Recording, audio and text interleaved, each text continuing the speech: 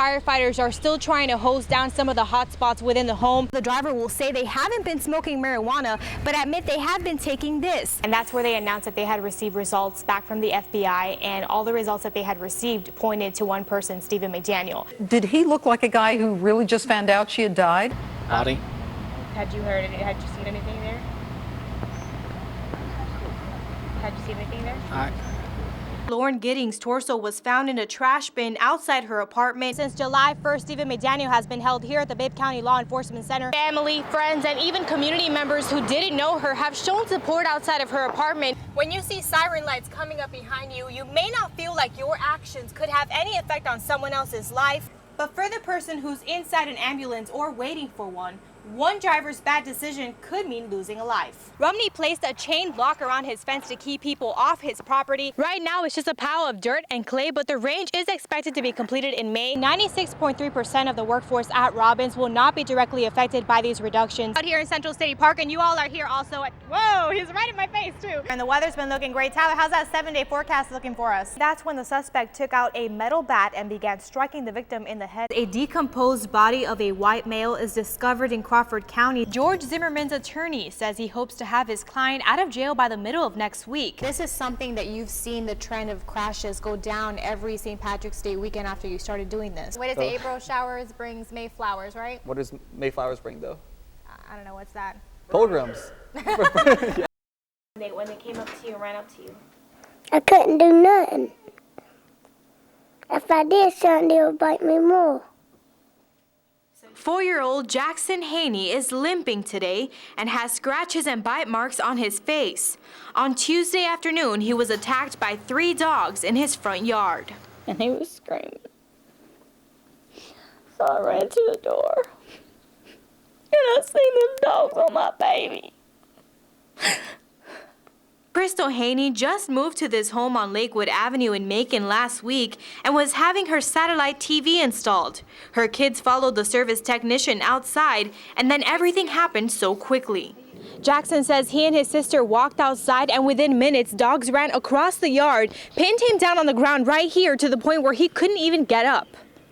Next thing I know, I heard Jackson out there crying, screaming. Thanks to the technician, who Haney says also used to be a police officer, they were able to get the dogs off Jackson. But for those few minutes on the ground, the boy suffered bites and scratches to his face and his leg. He has a big old gash right here. You can see the inside of his meat of his leg. Macon Animal Control took custody of the dogs, but officials have not released any information on the incident. Haney thinks they were pit bulls, but that hasn't been confirmed either. Jackson is recovering from the attack, and as for his mom, she is thankful for the satellite technician that got the dogs off her child. I just thank God for him. Because if he wouldn't have been here, my baby would have been dead probably. Michelle Quesada for News Central. And there's the back technique, guys. Give him a nice big round of applause. It looks like alligator wrestling, but the Kachunga and Alligator Show does more than make a man battle against a gator in a closed pit. They don't run as fast as you might have been told. In fact, guys, we had the opportunity once to clock this gator. He was running 12 miles an hour. Dave was in front doing 13. The show entertains the public while informing and educating them on facts about alligators, like what to do if you see a gator in your yard. Once you've got him by the tail, ooh, you drag him to your neighbor's place and leave him there.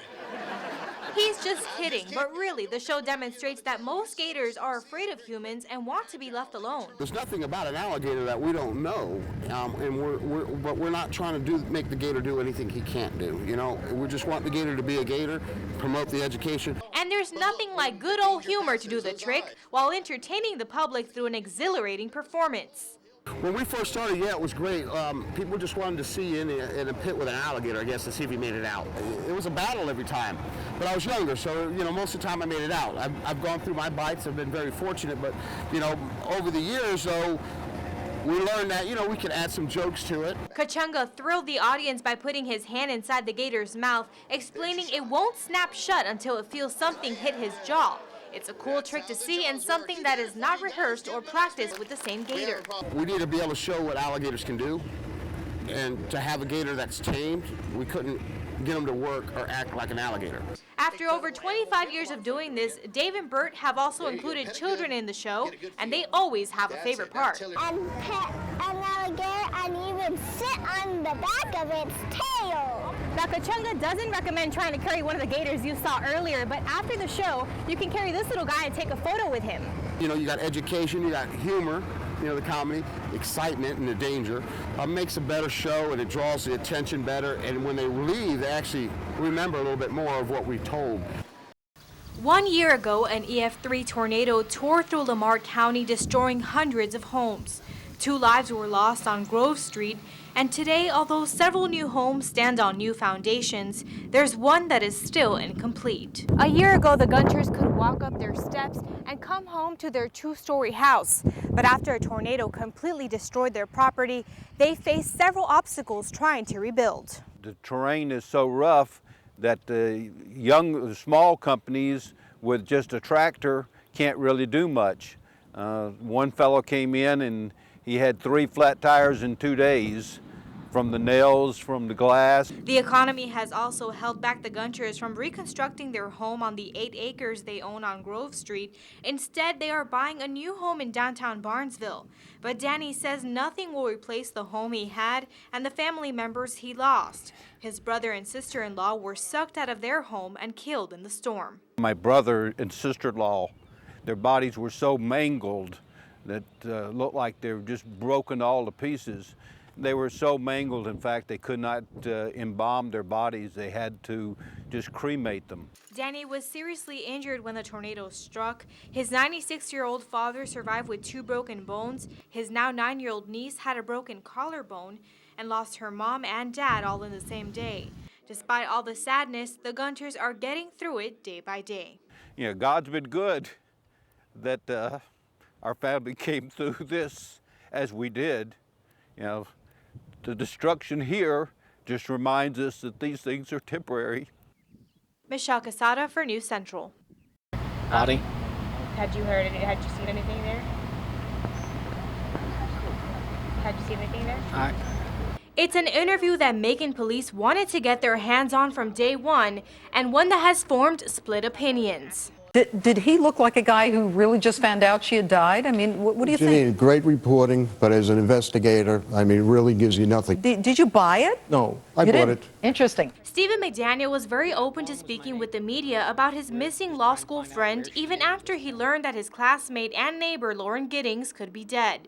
Police found Giddings' torso June 30th, and a month later charged McDaniel with murder. If you look at some of the history of atrocious crimes and murders, you'll see that immediately there will be a great show of grief.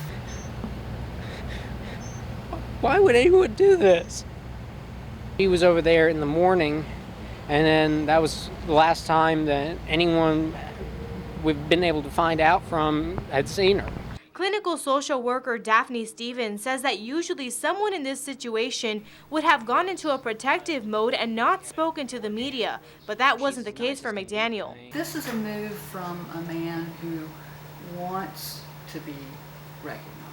Stephen McDaniel is from Lilburn, Georgia. Sources say he graduated from Parkview High School in 2004. He graduated from Mercer University School of Business in 2007 and then graduated from Mercer Law this spring. You know, people will say, oh, he was the nicest guy. Nobody would think that he would do anything like that. And usually what they're saying when they say that is, never heard from him.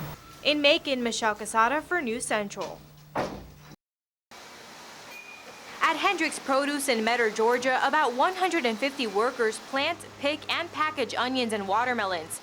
This year is the farm's 28th year in business, and the last year it might produce at its normal capacity.